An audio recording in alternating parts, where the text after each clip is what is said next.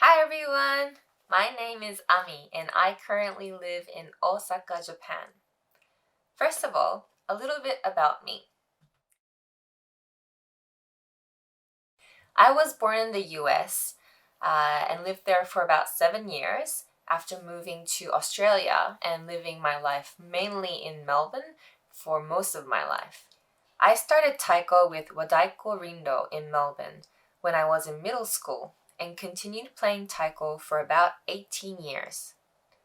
Even after graduating school and uni, my weekday nights and my weekends were mainly occupied with taiko practice or taiko performances while working as a full-time engineer. I was a very, very shy child from when I was in primary school, but taiko taught me how to express myself in a way I never knew how to.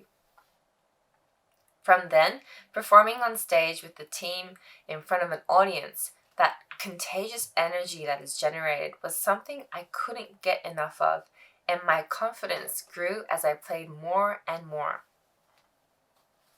Taiko allowed me to grow, become stronger, learn about myself, and be part of a family. So how did I end up in Japan?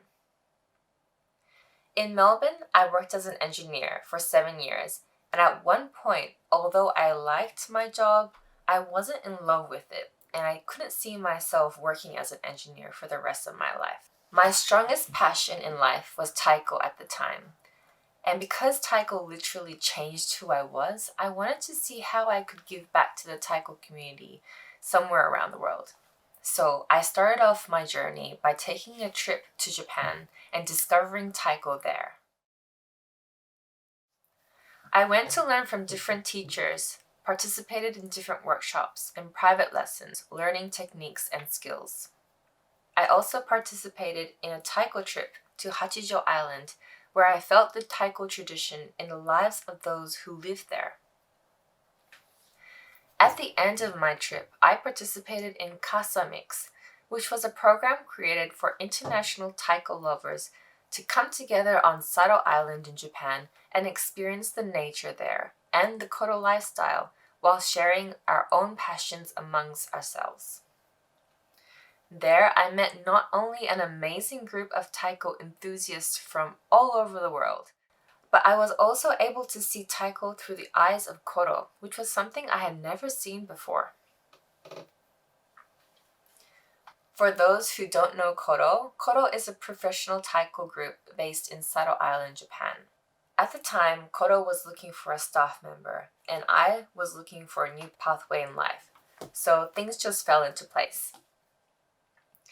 Several months later, in early 2019, I moved to Sado Island to start my journey. I was also lucky enough to have met Yui, who was not only a kodo staff member, but also on the World Taiko Conference organizing committee. So from there, I was able to get involved in that event as well.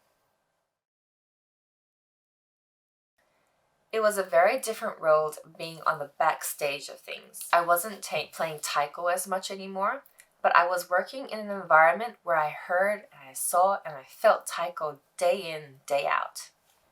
Many people have asked me, don't you miss playing taiko, especially because you're surrounded by taiko all the time? Of course, I miss playing taiko, but strangely enough, not too much. I was always learning something new in this new environment through these different pairs of lenses. And also being surrounded by taiko sounds every day, sounds created by kodo members when they were practicing and performing, always trying to create that good sound that was precisely polished and finely tuned. It made me realize the importance of what good sound is. So what kind of work do I do now?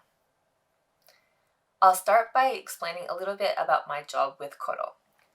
Over the few years I have worked with kodo, I have toured Europe and North America with the performing troupe as one of the tour managers. Let me say these few months on tour are very challenging, but rewarding. Traveling and being able to experience different countries and cultures and meet so many lovely people along the way is an amazing experience itself. but also seeing the reaction from the audience after each performance that we did is something quite special. You come to realize how powerful Taiko is in overcoming boundaries, whether it be language, race, culture, tradition, and much more. During the other months that I'm not touring with Kodo, or I don't tour with Kodo, I work mainly with the Kodo Cultural Foundation, which is the NPO part of Kodo.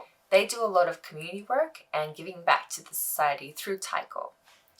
Recently, I have been involved in projects including Kodo Taiko School, which is a new online platform where you can learn Taiko skills and knowledge that Kodo has obtained over many years directly from the Kodo performing members. I have also worked closely on a project called Exodon, which is an innovative fitness program with two main purposes: health promotion and preventative healthcare. Ultimately, the aim is to increase the feeling of happiness in participants, whether with disabilities, illness. It just aims to make them more happy, through Taiko, of course. Currently, we have been producing and conducting a new Exodon Facilitator training program, which is aimed for those who want to give back to their community through learning about Exodon. During the Japanese summer months, my focus is concentrated on Earth Celebration, which is a big festival held on Sado Island in August, which is coming up actually quite soon. The World Taiko Conference was also an amazing project I was able to be part of, seeing not only the world of Taiko in Japan, but also around the world. Through my time here in Japan, I have been able to see Taiko from different perspectives. Taiko as a professional performing art, Taiko as a communication tool, Taiko as a bridge to allow communities to come together and evolve together. What now? I actually met my now husband through the World Taiko Conference. He's a professional Taiko player, but no, not a Kodo performing member. I have now moved to Osaka, where he is based, and still continue working for Kodo remotely. And because my partner is also involved in the Taiko world, I have been able to meet and work with many other Taiko enthusiasts through events and projects. If all goes well, I will be living half the year in Melbourne and half the year in Japan, and we hope we can continue to be part of the Taiko communities across borders. I personally want to get back to Taiko as much as I can. I would have never guessed I would end up here, where I am now, and meeting so many lovely people along the way, including my partner. I'm sure my adventure will still continue, but that was my story just up to today. I hope that was somewhat insightful for some people. Well, that's all from me. Take care, everyone, and I hope to see you soon.